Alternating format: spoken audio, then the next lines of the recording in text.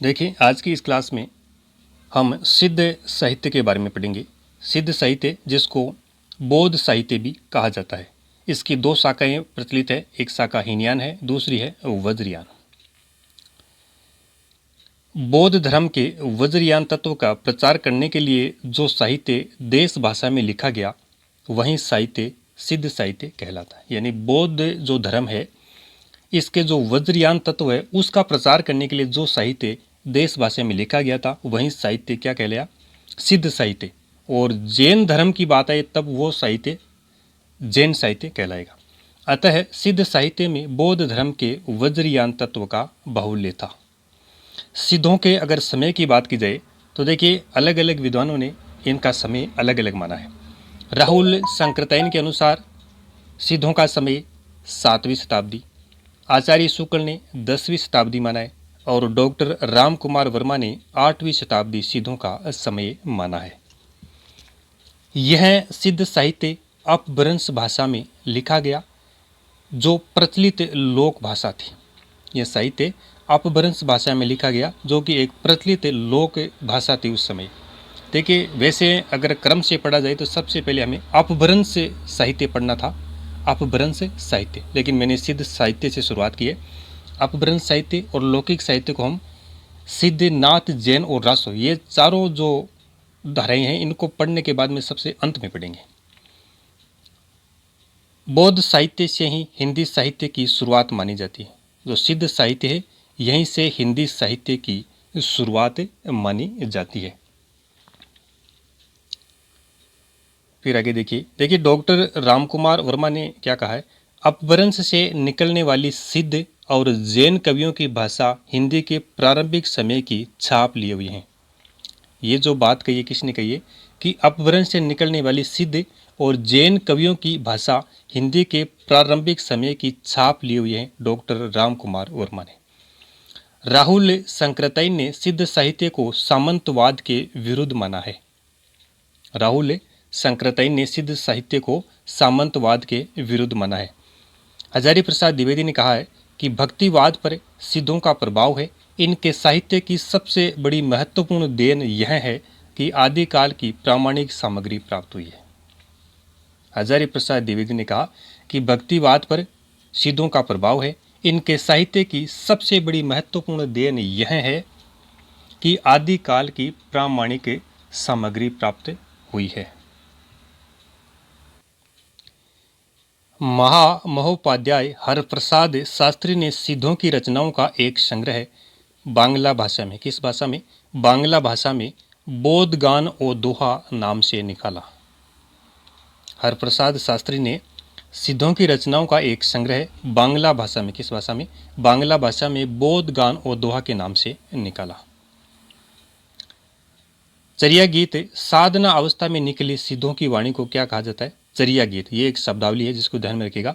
इसका संबंध है सिद्ध साहित्य से। तो साधना अवस्था में निकली सिद्धों की वाणी को चर्या गीत कहा जाता है। उलटबासी शैली, इसका संबंध भी सिद्ध साहित्य से है। उलटबासी शैली यानी सिद्धों की भाषा में उलटबासी शैली का पूर्व रूप देखने को मिलता है। सिद्धों की भाषा में उलटबासी शैली का पूर्व रूप देखने को मिलता है। किन की भाषा में? सिद्धों की भाषा में। सिद्धों ने मुख्य रूप से दो शैलियों में साहित्य की रचना की है। सिद्धों ने मुख्य रूप से दो शैलियों में अपने साहित्य की रचना की है। कौन कौन सी? वो देखिए, एक तो है दोहा, जिसको दोहा कहते हैं, दोहा या दोहा शैली, और दूसरी है चर्यापद शैली। दोहा के अंतर्गत देखिए, तंत्र मंत्र साधना से संबंधित सिद्ध साहित्य हमें दोहा छंद में मिलता है। तंत्र और मंत्र साधना से संबंधित जो सिद्ध साहित्य है वो हमें दोहा छंद में मिलता है। दोहा छंद सिद्धों का प्रिय छंद था। क्वेश्चन बने कि सिद्धों का प्रिय छंद कौन सा था? तो दोहा छंद होगा। दोहा छंद, दोहा छंद के जन्मदाता हिंदी साहित्य में सिद्ध कवि माने जाते हैं। दोहा छंद के जन्मदाता सिद्ध कवि माने जाते हैं। दूसरी जो शैली है वो है चर्यापद। चर्या का अगर शाब्दिक अर्थ की बात करें तो शाब्दिक अर्थ होता है इसका आचरण। सिद्ध साहित्य में जो आचरण से संबंधित गीत लिखे गए उन्हें चर्यापद कहा जाता है और यह चर्यापद कड़वकबद्ध शैली में लिखे गए थे। तो ये दो शैली आप ध्यान में रखिएगा, दोहा शैली और चर्यापद शैली। एक देखिए सिद्ध साहित्य से संबंधित है संध्या भाषा। संध्या भाषा, जो भाषा, संध्या भाषा किसे कहते हैं? देखिए, जो भाषा अंतः साधनात्मक अनुभूतियों को अभिव्यक्त करे, जो भाषा अंतः साधनात्मक अनुभूतियों को अभिव्यक्त करे, उसे संध्या भाषा कहा जाता है। मुनिदत्त सूरि ने सिद्धों की भाषा को संध्या भाषा के नाम से पुकारा है। मुनिदत्त सूरि नाम के जो विद्वान हैं, इन्होंने सिद्धों की भाषा को संध्या भाषा के नाम से पुकारा है। आगे चलकर फिर भक्ति काल में कबीर के साहित्य में भी इसी संध्या भाषा को एक प्रतीक भाषा के रूप में अपनाया गया है, जिसको उलटवासी कहा गया है। इस संध्या भाषा को प्रतीक भाषा या उलटवासी कहा गया है भक्ति काल में कबीर के साहित्य में। फिर नेक्स्ट आगे देखिए, वज्र शब्द का अर्थ। देखिए, सिद्ध साहित्य में एक जो शब्द है वज्र, इसका महत्व है। सिद्ध साहित्य में वज्र शब्द का महत्व है। इसका शाब्दिक अर्थ होता है कठोर। वज्र शब्द का शाब्दिक अर्थ होता है कठोर, और ऋग्वेद में वैसे इस वज्र शब्द का अर्थ है आयुध से लिया गया है। ऋग्वेद की बात करें तो इसका अर्थ आयुध से लिया गया है, शाब्दिक अर्थ इसका होता है कठोर। हजारी प्रसाद द्विवेदी ने वज्र शब्द का अर्थ यक्ष यक्षिणी अथवा लोक देवी देवताओं से लिया है, और सिद्ध साहित्य में वज्र शब्द का अर्थ होता है शून्य एवं ज्ञान। तो ध्यान रखिए, वज्र शब्द का शाब्दिक अर्थ कठोर, ऋग्वेद में इसका अर्थ आयुध से लिया गया है। हजारी प्रसाद द्विवेदी ने यक्ष यक्षिणी से या ये लोक देव देवताओं से लिया है। और सिद्ध साहित्य की बात करें तो सिद्ध साहित्य में वज्र का अर्थ शून्य एवं ज्ञान से लिया गया है, और सिद्ध साहित्य में शून्य एवं ज्ञान का महत्व है। ये बात ध्यान में रखिएगा। फिर नेक्स्ट आगे चलिए, अब देखिए बात करते हैं सिद्ध साहित्य की प्रमुख विशेषताएं। और सिद्ध साहित्य की जो विशेषताएं हैं आरबीएसई बुक से ली गई है। आरबीएसई हिंदी साहित्य की जो बुक है 9th से 12th के बीच चलती है, वहाँ से ये विशेषताएं ली गई है। देखिए, सबसे पहली जो विशेषता है वो है अंतः तंत्र या नाड़ी साधना पर अधिक बल दिया गया। सिद्ध साहित्य में यूँ समझिए कि नाड़ी साधना पर अधिक बल दिया गया है। सिद्धों का कहना है कि शरीर में 72 प्रकार या मतलब 72,000 नाड़ियाँ होती है। शरीर में 72,000 नाड़ियाँ होती है, जिनमें जैसे ईड़ा, पिंगला, सुषुम्ना, ये 3 तो प्रमुख नाड़ियाँ हैं। ईड़ा का संबंध सिद्धों ने सूर्य अर्थात ज्ञान से माना है। ईड़ा का संबंध किससे माना है? ज्ञान से माना है। पिंगला नाड़ी का संबंध इन्होंने चंद्र से माना है। किससे माना है? चंद्र से माना है, अर्थात भाव या प्रेम से। जो ईड़ा जो पिंगला नाड़ी है ये भाव अथवा प्रेम से संबंध रखती है। और तीसरी जो सुषुम्ना नाड़ी है, जो सुषुम्ना नाड़ी है उसका संबंध शून्य अर्थात सर्वव्यापक से लिया गया, शून्य से लिया गया। तो इन 3 नाड़ियों का संयोग ही सीधा अवस्था कहलाती है। कौन कौन सी नाड़ियाँ? पिंगला, सुषुम्ना और ईड़ा, इन तीनों का संयोग ही सीधा अवस्था कहलाती है। फिर नेक्स्ट आगे देखिए, रहस्य मार्गियों की साधना पद्धति अपनाई गई है। देखिए, सिद्धों ने रहस्य मार्गों की साधना पद्धति अपनाई है। एक और इसी के साथ में ध्यान रखें कि शरीर साधना पर इन्होंने बल दिया है। शरीर साधना पर इन्होंने बल दिया है। देखिए, सिद्धों का मानना था कि ये जो सभी पवित्र स्थल है इस शरीर के मध्य विद्यमान है। जितने भी सभी पवित्र स्थल है वो शरीर के हमारे अंदर विद्यमान है। गंगा, यमुना, सरस्वती सब शरीर में विद्यमान है। व्यक्ति को कहीं पर या किसी भी स्थल पर जाने की आवश्यकता नहीं है, उनको सिर्फ शरीर साधना पर बल देना चाहिए। तो रहस्य मार्गियों की साधना पद्धति इन्होंने अपनाई है। शरीर साधना पद्धति पर इन्होंने बल दिया है। अंतः साधना पर अधिक बल दिया है। तंत्र साधना पर अधिक बल दिया है। नाड़ी साधना पर अधिक बल दिया है। तो ये साधना शब्द आप ध्यान में रखिएगा, इनका संबंध सिद्धों से है। चाहे कोई सा भी शब्द है, नाड़ी साधना है, रहस्य मार्गियों की साधना है, शरीर साधना है, तंत्र साधना है, अतः साधना है। एक शब्द और है वारुणी प्रेरित अतः साधना पर इन्होंने जोर दिया है। इन चीज़ों का ध्यान रखिएगा। वारुणी प्रेरित अतः साधना पर भी इन्होंने जोर दिया है। लोक विरुद्ध एवं आडंबरों का इन्होंने खंडन किया है। लोक विरुद्ध एवं बाह्य आडंबरों का इन्होंने खंडन किया है। उपदेश परक साहित्यिक रचनाएं लिखी गई है साहब इस साहित्य में। सिद्ध साहित्य में उपदेश परक साहित्यिक रचनाएं लिखी गई है। प्रतीक मूलक एवं विरोधी मूलक प्रतीकों से काव्य साधना की है, जैसे कि उलटभाषी शैली है, संध्या भाषा शैली है, तो ये सब प्रतीकों के रूप में अपनाई गई है। तो प्रतीक मूलक और विरोधी मूलक प्रतीकों से काव्य की साधना की गई है। शिव व शक्ति के युगल रूप की उपासना की जाती है। सिद्ध साहित्य में शिव व शक्ति के युगल रूप की उपासना की जाती है। सिद्धों व नाथों दोनों ने शून्य की व्यापकता पर जोर दिया। यह ध्यान रखिएगा, शून्य की व्यापकता पर जोर किसने दिया? सिद्ध साहित्य में भी दिया गया और नाथ साहित्य में भी दिया गया, शून्य की व्यापकता पर जोर। सिद्धों ने पंच प्रतिबंध पर भी बल दिया है। पंच प्रतिबंध में कौन कौन शामिल है? देखिए, आलस्य, हिंसा, काम, चिकित्सा और मोह। आलस्य, हिंसा, काम, चिकित्सा और मोह, ये पंच प्रतिबंध है, इन पर इन्होंने बल दिया था।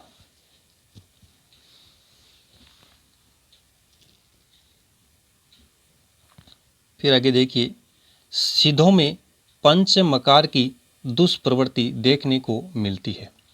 सिद्धों में पंच मकार की दुष्प्रवृत्ति देखने को मिलती है।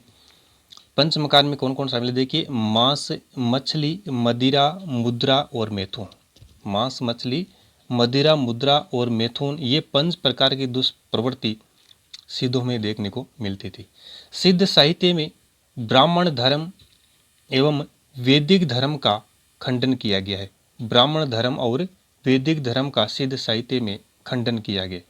सिद्ध साहित्य में गुरु को वज्रधर की संज्ञा दी गई है।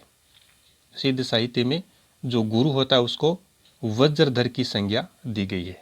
तो ये जो कुछ विशेषता है सिद्ध साहित्य की, वो ध्यान में रखिएगा। इसके अलावा देखिए, सिद्ध साहित्य में चित्त का महत्व है। सिद्ध साहित्य में चित्त का महत्व है।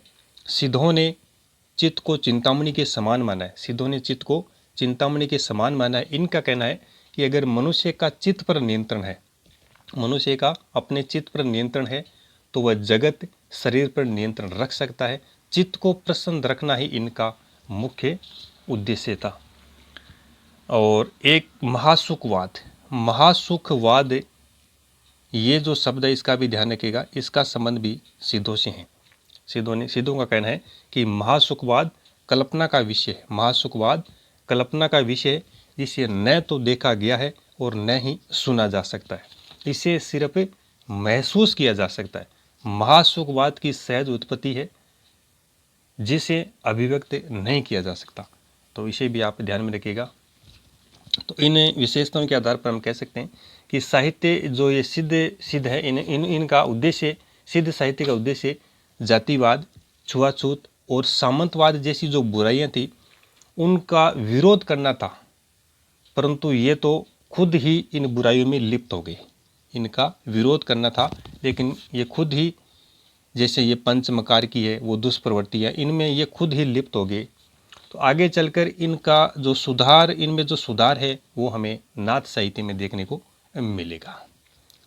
तो चलिए इन सब को ध्यान में रखिएगा। आगे देखिए, अब देखिए हम जो प्रमुख सिद्ध कवि है इनके बारे में चर्चा करेंगे। जैसे सरफा, सब्रपा, लुइपा, विरूपा, डोम्बिपा, कण्हपा, कुकुरपा, ये जो सिद्ध कवि है इनका हम विस्तार से अध्ययन करेंगे। सबसे पहले इन कवियों का समय के अनुसार इनका क्रम आप ध्यान में रखिएगा। और कई बार एग्जाम में क्वेश्चन बना है कि इन सिद्ध कवियों का सही क्रम बताइए समय के अनुसार। तो देखिए, एक ट्रिक है, आप काम में ले सकते हैं। सिद्ध सर शराब लूंडो के, सिद्ध सरब शराब लूंडो के, इस प्रकार से बनेगी। देखिए, सिद्ध से होगा सिद्ध साहित्य, सर से आपको लेना है सरफा, शराब से सब्रपा, लूंडो जो शब्द है यानी शराब, सिद्ध कह रहे हैं कि सिद्ध शराब शराब लूंडो के, शराब पीवो के। तो लूंडो में लू से लेना है लुइपा, वै से लेना है विरूपा, डो से लेना है डोम्बिपा, और फिर अंत में जो है कै से लेना है कणप्पा, और अंत में है कुकुरुपा। तो इस प्रकार से आप इनका क्रम याद रख सकते हैं। सरपा, सबरपा, लुईपा, विरूपा, डोंबिपा, कणपा या कुकुरपा। अब आगे देखते हैं। सबसे पहले 1 नंबर पर आते हैं सरप्पा, जिनका समय है 769 ईस्वी राहुल संकृतन के अनुसार। सरप्पा का जो मूल नाम देखने को मिलता है वो है राहुल भद्र। इनका मूल नाम है राहुल भद्र। अन्य नाम सरोज वज्र, सरहपाद और पदाम वज्र भी इनको कहा जाता है। तो ये सरप्पा के अन्य नाम है राहुल भद्र, सरोज वज्र, सरहपाद या पदम वज्र। समय 769 ईस्वी देख लिया राहुल संकृतन के अनुसार। ये पाल शासक धर्मपाल के समकालीन थे। सरप्पा पाल शासक धर्मपाल के समकालीन थे। सरप्पा अपभ्रंश भाषा के कवि थे। सरप्पा अपभ्रंश भाषा के कवि थे। अपभ्रंश भाषा के भी ये कवि थे। वैसे इनको सिद्ध साहित्य में काउंट करते हम। सहजयान शाखा सिद्ध मार्ग के ये प्रवर्तक माने जाते हैं। सरप्पा सहजयान शाखा या सिद्ध मार्ग के प्रवर्तक माने जाते हैं। इन्हें प्रथम बौद्ध सिद्ध कवि की संज्ञा दी जाती है। इनको प्रथम बौद्ध सिद्ध कवि की संज्ञा दी जाती है सरप्पा को। सरप्पा को आदि सिद्ध कवि भी माना जाता है। सरप्पा को हिंदी भाषा का प्रथम कवि भी माना जाता है। हिंदी भाषा का प्रथम कवि भी सरप्पा को माना जाता है। सरप्पा के शिष्य को देखिए, सबरपा, लुईपा, डोंबिपा, कणपा ये सरप्पा के शिष्य हैं। इनकी रचनाएं कौन कौन सी देखिए, 2 रचनाएं महत्वपूर्ण हैं। एक तो दोहा कोश, जिसमें तंत्र मंत्र साधना से संबंधित 112 छंद है। 112 छंदों में ये रचना है, तंत्र मंत्र साधना से संबंधित। दूसरी रचना है काया कोश, जो कि शरीर साधना से संबंधित है। तो सिद्धों ने तंत्र मंत्र साधना, शरीर साधना, नाड़ी साधना पर इसी पे बल दिए। तो दोनों ध्यान रखिएगा। दोहा कोश किससे संबंधित है? तंत्र मंत्र साधना से। और काया कोश शरीर साधना से। काया मतलब शरीर हमारा, तो काया कोश शरीर साधना से संबंधित। फिर आगे देखिए, राहुल संकृतन ने 7वीं शताब्दी के सरप्पा को हिंदी का प्रथम कवि माना है। हिंदी का प्रथम कवि सरप्पा को किसने माना है? राहुल संकृतन ने। बच्चन सिंह ने कहा है कि आक्रोश की भाषा का पहला प्रयोग सरप्पा में ही दिखाई देता है। किसने कहा था? बच्चन सिंह ने कहा कि आक्रोश की भाषा का पहला प्रयोग सरप्पा में ही दिखाई देता है। दोहा चौपाई पद्धति का प्रयोग सर्वप्रथम इनकी रचनाओं में पढ़ने को मिलता है। किन की रचनाओं में? सरप्पा की रचनाओं में दोहा चौपाई पद्धति का प्रयोग। दोहा कोश जो रचना है, इसका संपादन प्रबोध चंद्र बागची के द्वारा किया गया।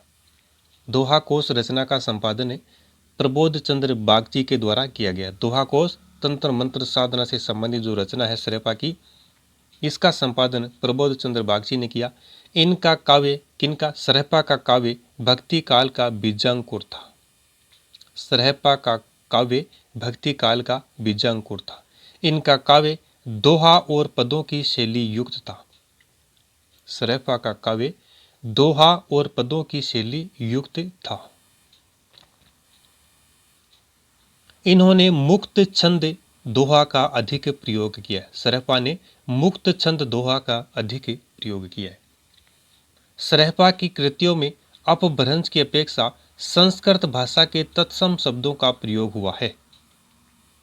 अपभ्रंश की अपेक्षा संस्कृत भाषा के जो तत्सम शब्द है, इनका प्रयोग ज्यादा हुआ है इनकी कृतियों में, सरप्पा की कृतियों में। देखिए, इनके द्वारा 32 ग्रंथों की रचना की गई है। ऐसा माना जाता है कि इन्होंने 32 ग्रंथों की रचना की है। पाखंड और आडंबरों का इन्होंने घोर विरोध किया है। सरप्पा ने पाखंड और आडंबरों का घोर विरोध किया तथा गुरु को सबसे पूज्य माना। सिद्ध साहित्य की विशेषताएं है ये, पाखंड आडंबरों का विरोध करना, गुरु का महत्व। इनका कहना था, यानी सरप्पा का कहना था कि सहज भोग मार्ग जीव को महासुख की ओर ले जाता है। महासुखवाद सिद्ध साहित्य से संबंधित है। तो सहज भोग मार्ग जीव को महासुख की ओर ले जाता है। ये कोटेशन सरपा की है। इन्होंने दक्षिण मार्ग को छोड़कर वाम मार्ग का उपदेश दिया। सरपा ने दक्षिण मार्ग को छोड़कर वाम मार्ग का उपदेश दिया। इनके काव्य में अंतः साधना पर जोर दिया गया, शास्त्रीय मार्ग का खंडन किया। इन्होंने सरपा ने अंतः साधना पर जोर दिया और शास्त्रीय मार्ग का इन्होंने खंडन किया। राहुल संकृतई ने अपभ्रंश भाषा को हिंदी भाषा की संपत्ति कहा है। राहुल संकृतई ने जो अपभ्रंश भाषा है उसको हिंदी भाषा की संपत्ति कहा है। फिर देखिए, नाद न बिंदु न रवि न शशि मंडल चीरा है साहबे मुकुल।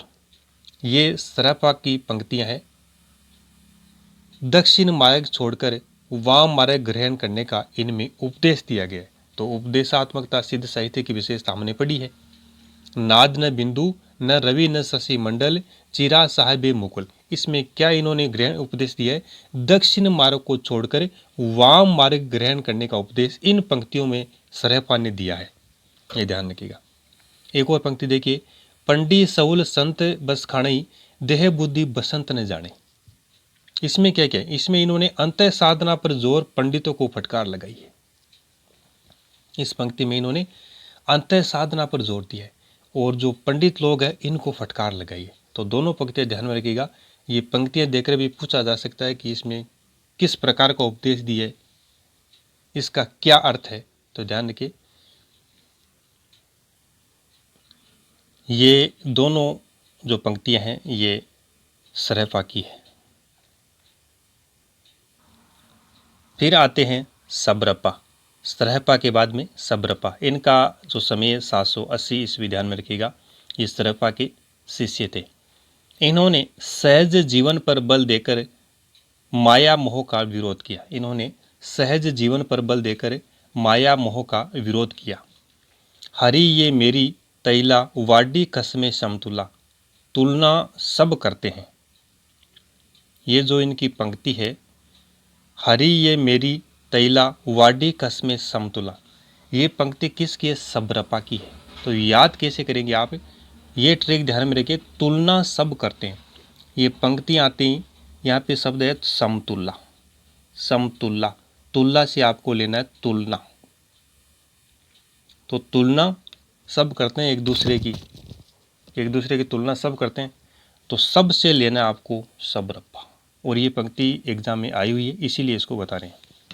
हरि ये मेरी तैला वाडी कसमे समतुला, तो तुला से तुलना, तुलना सब करते हैं, सब से सबरपा। इस प्रकार इसको याद रखिएगा। इनकी जो प्रमुख रचनाएं हैं वो है, एक तो चर्यापद, एक महामुद्रा वज्र गीति और एक है वज्र योगिनी साधना। तीन इनकी रचनाएं प्रमुख है, चर्यापद, महामुद्रा वज्र गीति और वज्र योगिनी साधना। नेक्स्ट तीसरे नंबर पर लुइपा, सबरपा के शिष्य। इनका जन्म राजा धर्मपाल के शासनकाल में कायस्थ परिवार में हुआ था। लुइपा का जन्म राजा धर्मपाल के शासनकाल में कायस्थ परिवार में हुआ था। डॉक्टर नगेंद्र के अनुसार 84 सिद्धों में इनका सबसे ऊंचा स्थान है। 84 सिद्धों में सबसे ऊंचा स्थान किस सिद्ध कवि का है? लुइपा का। ये ध्यान रखिए, इसका है लुइपा का। कौआ तरवर पंच विडाल चंचल चिए पहिठा काल, ये इनकी प्रसिद्ध पंक्तियां हैं। कौआ तरवर पंच विडाल चंचल चिए पैठा काल, किसकी है? लुइपा की। ये ध्यान रखिएगा।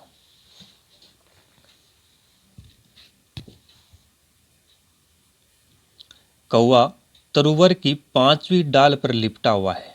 कौआ तरुवर की पेड़ की 5वीं जो डाल उस पर लिपटा हुआ, लिपटा से आप लुइपा ध्यान में रखिएगा। लुइपा, तो इस प्रकार इसको याद रख सकते हैं। नेक्स्ट है डोम्बिपा, इनके गुरु है विरूपा।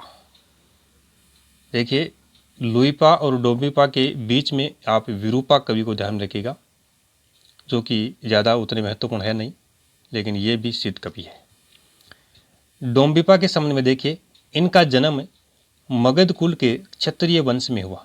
डोम्बिपा का जन्म मगध कुल के क्षत्रिय वंश में हुआ। इनके द्वारा रचित ग्रंथों की कुल संख्या 21 मानी जाती है। प्रमुख रचनाएं कौन कौन सी देखिए, 2 रचनाएं इनकी महत्वपूर्ण है। एक तो योगचर्या, एक है अक्षरादि को उपदेश। ये 2 रचनाएं इनकी महत्वपूर्ण है। इनकी भी एक पंक्ति है, गंगा जमुना मोझेरे बहर नाई। गंगा जमुना मोझेरे बहर नाई, ये डोंबिपा की पंक्ति है साहब। अब याद कैसे रखेंगे, गंगा जमुना में डूब गया, गंगा जमुना में डूब गया। गंगा जमुना मोजरे जो नाई शब्द यहाँ पे आया, इन्हीं से बनाइए, गंगा जमुना में डूब गया। डूब गया से लेना आपको डोंबिपा, डूबगा से लेना है डोंबिपा। तो इस प्रकार इसको याद रखिएगा। अगले जो कवि है वो है कणप्पा। इनके गुरु का नाम है जालंधरपा। कणप्पा के गुरु जालंधरपा।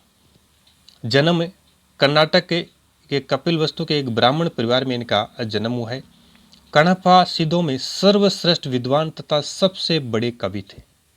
सिद्धों में सर्वश्रेष्ठ विद्वान तथा सबसे बड़े कवि कौन थे? कणप्पा। कणप्पा सर्वश्रेष्ठ विद्वान व सबसे बड़े कवि कणप्पा। अगर पूछे कि सिद्धों में सबसे ऊंचा स्थान किसका है, तब आपको करना है लुइपा। सिद्धों में सबसे ऊंचा स्थान लुइपा का है और सर्वश्रेष्ठ विद्वान तथा सबसे बड़े कवि कणप्पा है साहब। राहुल संकृतन के अनुसार कणप्पा पांडित्य और कवित्व में बेजोड़ थे। कणप्पा पांडित्य और कवित्व में बेजोड़ थे। इनकी एक पंक्ति है, आगम वेद पुराणे पंडित मान वहति। आगम वेद पुराणे पंडित मान वहति। तो ये पंक्ति कणप्पा की है। कैसे याद रखेंगे, देखिए, पुराण पढ़कर पंडित कण देते हैं। पुराण पढ़कर जो पंडित है वो क्या देते हैं? कण देते हैं साहब, कण। पुराण पढ़कर पंडित कण देते हैं हाथ में कि ये लो कण साहब। तो कण से आपको लेना है कणप्पा, और पुराण और पंडित इन पंक्तियों में शब्द आए ही हैं। इस प्रकार से इसको पकड़ना है। अगले जो कवि है कुकुरिपा। इनके गुरु का नाम है चरपटिया। कुकुरिपा के गुरु का नाम चरपटिया।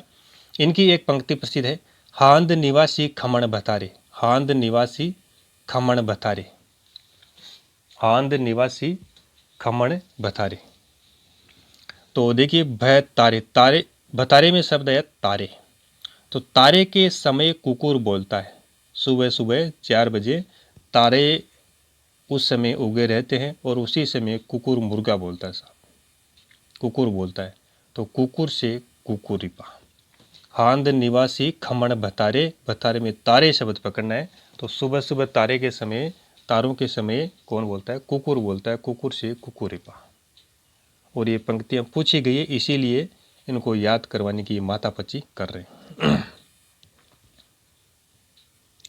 तो इसी के साथ हमारा सिद्ध साहित्य समाप्त होता है। सिद्ध साहित्य के बारे में हमने सब कुछ जानकारी लेने का प्रयास किया है। सिद्ध साहित्य की प्रमुख प्रवृत्तियाँ, विशेषताएं, प्रमुख सिद्ध कवियों के बारे में जानकारी प्राप्त की है। अगली जो हमारी क्लास होगी उसमें हम नाट्य साहित्य पर चर्चा करेंगे। तो आज के सेशन में इतना ही। धन्यवाद।